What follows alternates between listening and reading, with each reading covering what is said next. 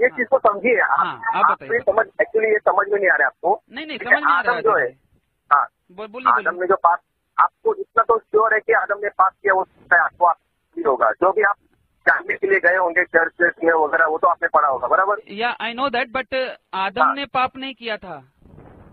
अगर आपको पूरा कॉन्सेप्ट पता हो इसका तो हवा ने पाप किया, हवा ने उसको बहकाया। ना हवा ने भी पाप नहीं किया था डायरेक्टली।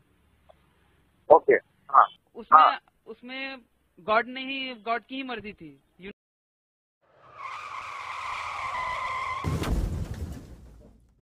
नमस्ते सभी को मित्रों, वैचारिक मंथन एक्स मसीही यूट्यूब चैनल पर मैं आपका साथी आशीष चौरसिया आप सभी का हार्दिक स्वागत एवं अभिनंदन करता हूं। मित्रों, हिंदू से ईसाई बनने वाले अजय जी, जो कि पर्चियां बांटकर मसीहियत का प्रचार कर रहे थे, उनके साथ हुई हमारी दूसरी वार्तालाप की पहली कड़ी तो आप लोगों ने सुनी ही होगी। अगर ना सुनी हो तो ऊपर दिख रहा है आई बटन पर क्लिक करके आप हमारी पिछली बातचीत को अवश्य सुनिए। तो अजय जी के साथ हुई हमारी दूसरी वार्तालाप का अगला हिस्सा आज मैं आप लोगों के समक्ष रख रहा हूं। आप सब भी सुनिए एवं निर्णय लीजिए। आगे का सवाल पूछिए। अच्छा आगे का ये, अच्छा इसको बाद में। ये तो मैं समझ गया आपका सवाल। ठीक है, इसको फिर कभी चर्चा करेंगे। मेरे को आज तक दीजिए। आगे। ओके, तो ये पिता पुत्र और होली स्पिरिट, ये मतलब father son and holy spirit, इसका क्या कॉन्सेप्ट है? कुछ समझ में नहीं आता कि मतलब ईश्वर खुद का बाप है और खुद का पुत्र भी बन गया। हाँ तो इसका मैं बता सकता हूँ आपको। इसका ये है कि व्यक्ति परमेश्वर एक ही है। हाँ ठीक है, परमेश्वर एक ही है, लेकिन फॉर एग्जाम्पल पहले का जो तोरा की बात कर रहे हैं ना। हाँ जी, तोरा की बात कर रहे हैं। उस टाइम पे परमेश्वर था, ठीक है। उस समय यीशु मसीह नहीं थे, बराबर। हाँ, यीशु मसीह नहीं थे। तो उस समय क्या होता था, जब नबियों को नबी जो रहते थे पहले के, जैसे एलिया नबी है, मोसेस वगैरह है, ये जब सामर्थ के काम करते थे परमेश्वर के द्वारा, तब जो होली स्पिरिट है, होली स्पिरिट उनके ऊपर उतरता था। होली स्पिरिट यानी आप उसको परमेश्वर का सामर्थ बोल सकते हैं। आई नो, हाँ मुझे समझ। हाँ ठीक है, हाँ ठीक है। तो और जो उसके बाद जो हुआ वो आपको भी पता है, आपको सब मालूम, मेरे को पता है। नहीं लेकिन ये काबिल सुनिए ना। हाँ ओके। हाँ मैं क्या बोल रहा हूँ। हाँ बोलिए ना। तो ईसा मसीह जो है वो भी खुद परमेश्वर ही है, लेकिन वो मनुष्य रूप में आया था। लेकिन व्यक्ति एक है, कैरेक्टर तीन है। ओके, तो कैरेक्टर समझ आ रहे हैं? हाँ मैं समझ रहा हूँ। व्यक्ति, भूमिका है जो बोलते हैं हिंदी में, भूमिका है उनकी तीन है, व्यक्ति एक ही है और कार्य तीन है उनके। हाँ लेकिन भाई मैं ये कह रहा हूँ कि ईश्वर जो है उनको जरूरत पड़ती थी, मतलब शरीर लेने की जरूरत पड़ी उनको। वो शरीर लेने की एक्चुअली में वो किसी और को मतलब अपना नबी नहीं बना सकते थे, उनको खुद जन्म लेना पड़ा। क्योंकि कोई उस काबिल नहीं था सर। कोई उस काबिल नहीं था, मतलब बाकी जो मूसा डेविड जो भी थे, मोसेस नहीं, क्योंकि हर एक में पाप था सर। तो आदम से ट्रांसफर हुआ था सर। लेकिन भाई बिना बाप के पैदा होना ये तो ईश्वर का नियम है ना, ये गॉड का ही नियम है। एक्चुअली मेरी बात सुनिए, गॉड का ही नियम है ना कि एक औरत और एक पुरुष मिलेंगे तो जाके एक जीवन की उत्पत्ति, एक बच्चे की उत्पत्ति होगी। तो ईश्वर का नियम है, इंसानों का नियम नहीं है। तो ईश्वर ने अपने नियम को क्यों तोड़ा? इसका जवाब देता हूँ। देखो, अगर ईसा मसीह जो है वो एक पुरुष और स्त्री के संभोग के द्वारा पैदा होते, ठीक है, तो नेचुरली आदम का जो पाप था वो उनमें भी ट्रांसफर होता। आदम का पाप भाई देखिए, इसके विषय पहले आप ये चीज को समझिए। आप बताइए। एक्चुअली ये समझ में नहीं आ रहा है आपको। नहीं समझ में आ रहा है। आदम जो है, बोलिए। आदम ने जो पाप, आपको इतना तो श्योर है कि आदम ने पाप किया, वो आपको नहीं होगा। जो भी आप जानने के लिए गए होंगे चर्च में वगैरह, वो तो आपने पढ़ा होगा, बराबर। या आई नो दैट, बट आदम ने पाप नहीं किया था।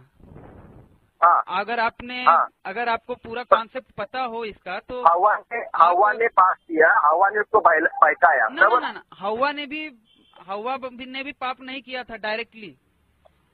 ओके, इनडायरेक्टली उसमें उसमें गॉड की ही मर्जी थी। यू नो व्हाट, कि गॉड ने ही बनाया था ना डेविल को।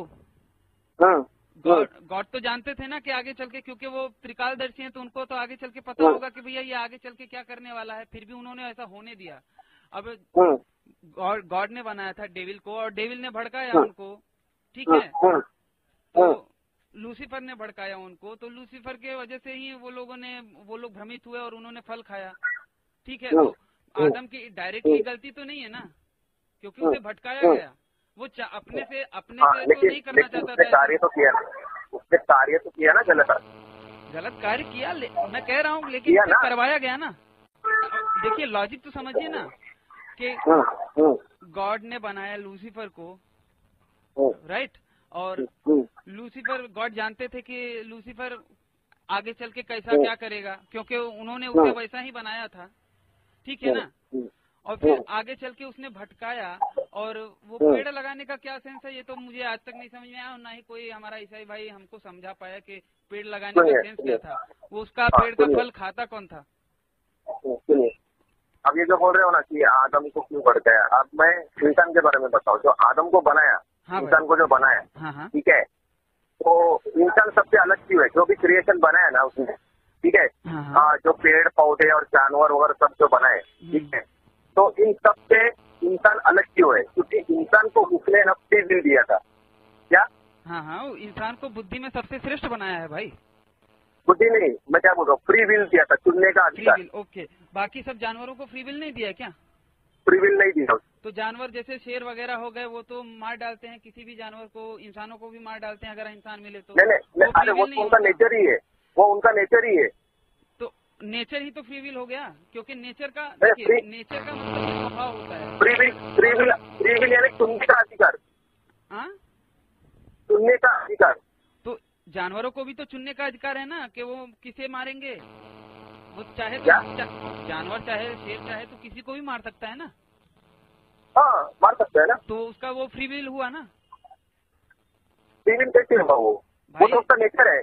नेचर है, लेकिन वो हाँ, अभी शेर जो है, शेर जो है वो खरगोश की तरह तो नहीं बैठेगा। नहीं, बिल्कुल नहीं, लेकिन वो खरगोश को भी मार सकता है, वो चीते को भी मार सकता है, वो तो वो किसी को भी, घोड़े को भी मार सकता है, चाहे जिसी भी चीज को मार सकता है ना वो।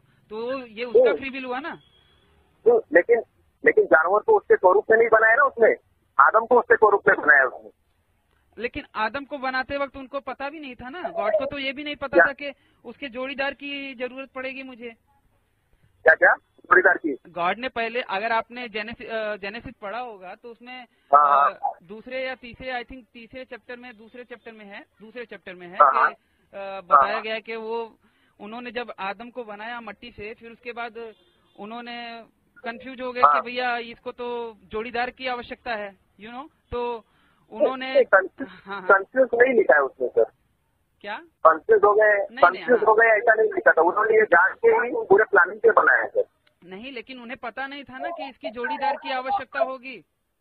कैसे पता नहीं था? कहाँ लिखा है? अगर पता था तो दोनों को साथ में क्यों नहीं बनाया? एक बात आपको बताऊं सर। हाँ भाई। परमेश्वरी जो ज्ञान है ना सर। हाँ भाई। ठीक है, वो इतना बड़ा है ना, पूरी तरह नहीं जा सकता सर। तो मैं आपको ये सलाह दूंगा कि आप 1 महीने तक बाइबल टीचिंग लीजिए, क्योंकि ये इतना फोन पे बात करके पूरा डिटेल आपको नॉलेज नहीं होगा सर। मेरे भाई अजय भाई, मैंने बाइबल पढ़ा है, लेकिन कुछ डाउट है जो मेरे क्लियर नहीं होते, इसीलिए मैंने सोचा कि भाई आपसे बात करता हूँ। अब मैं आपको बताऊँ भाई, मैं एक बात बताता हूँ, ये पॉइंट पूरा कर लूँ। जब आदम को बनाया मट्टी से, तो उनको पता नहीं था, क्योंकि अगर पता होता कि इसके लिए एक जोड़ीदार की भी आवश्यकता होगी, नर बनाया है तो मादा की भी आवश्यकता होगी, अगर पता होता तो वो तुरंत उसके साथ ही उसी प्रोसेस में बना देते। लेकिन उनको पता नहीं था। आदम को तो मिट्टी से बनाया, फिर उसके बाद हव्वा को पसली से बना दिया, ठीक है।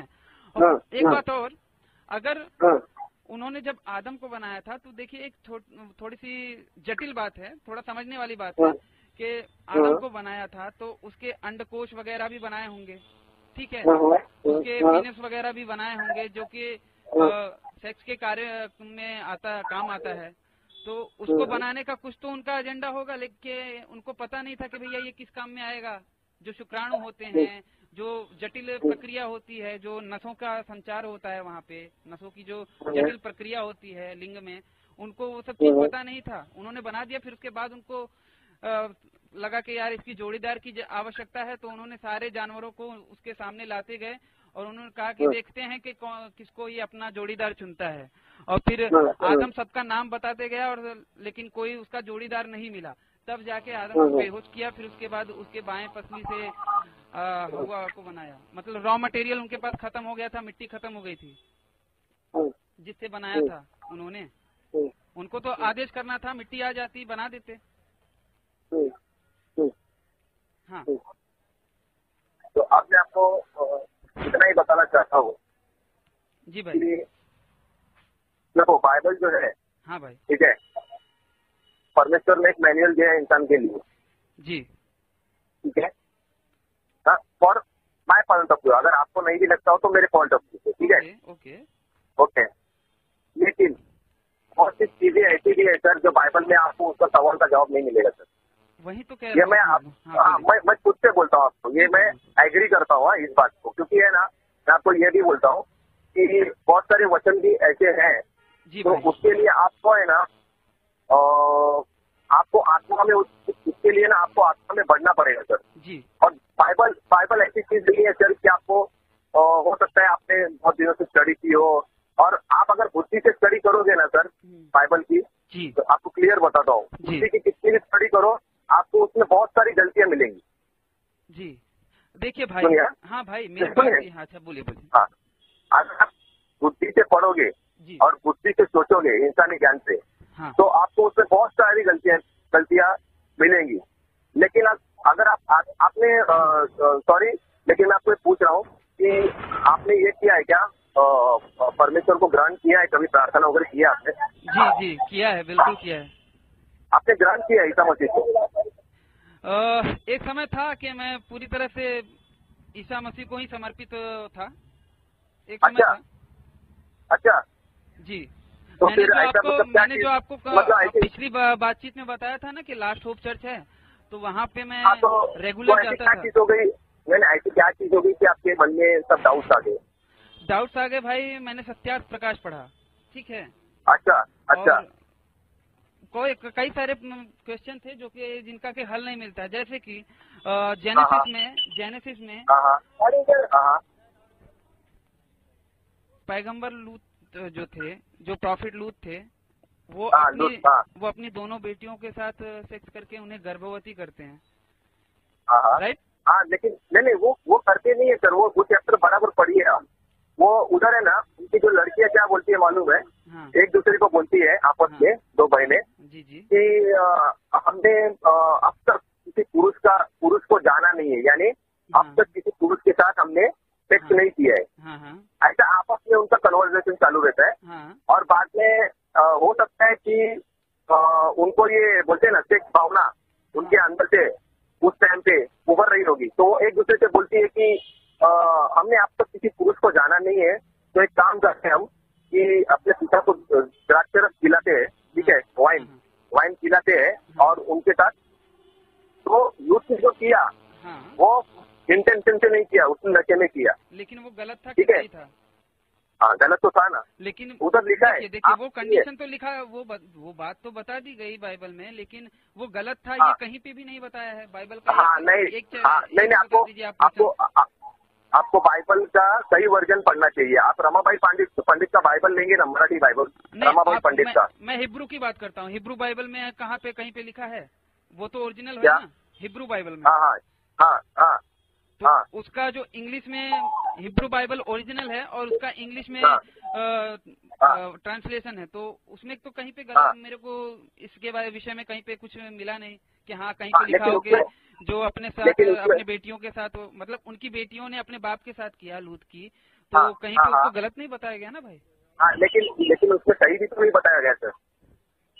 सही बता दिया ना, कैसे बता दिया मैं बता रहा हूँ आपको, कैसे बता दिया मैं बता दूँ ना, मेरी बात तो बोलिए। अब जैसे कि उसमें स्टोरी में बताया है कि बेटियों ने अपने बाप के साथ सेक्स करके बच्चे पैदा किए, ठीक है। तो ये तो अच्छा ही उनके बाइबल के अकॉर्डिंग टू बाइबल सही ही है ना, क्योंकि उसको गलत नहीं बताया है और उसको होते हुए बताया गया है। नहीं सही, देखो सर, सही तो ये मैं नहीं मान सकता, लेकिन उसमें गलत हो, आप बराबर बोल रहे थे, उसमें गलत ऐसा किधर भी वचन नहीं है कि ये गलत हो गया करके, ठीक है। भाई बहन का विवाह है।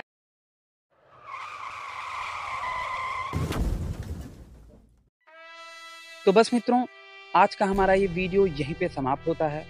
मित्रों, जैसा कि आप लोग जानते हैं कि हमारा ये चैनल डीमोनेटाइजेशन की मार झेल रहा है। हर एक वीडियो पे आए दिन डीमोनेटाइजेशन आ जाता है। तो अगर आप हमारे चैनल को आर्थिक सहायता देना चाहते हैं तो स्क्रीन पर दिख रहे QR कोड पर आप हमें आर्थिक सहायता कर सकते हैं। इससे मुझे मेरा ये कार्य जारी रखने में सहायता मिलेगी। और अगर आप सक्षम नहीं हैं तो कोई बात नहीं, कम से कम इस वीडियो को अपनी मित्र मंडली में ज़्यादा से ज़्यादा शेयर अवश्य करें। हो सकता है इससे हमारा कोई भाई या बहन अधर्म में जाने से बच जाए।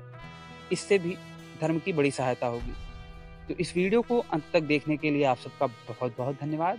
नमस्ते जी, जय श्री राम, जय माँ भारती। आपने पढ़ा है? बिल्कुल पढ़ा है। अच्छा बोलो, क्या हुआ? बाइबल लूका चैप्टर नंबर 19 रूल नंबर 27, वहाँ पे यीशु कहता है, but as for those my enemies who are not have me, reign I will bring them here and slave them before me. इसका मतलब होता है कि मेरे उन बैरियों को मेरे सामने लाके कत्ल करो जो मुझे अपना राजा नहीं मानते। ये कह रहा है यीशु।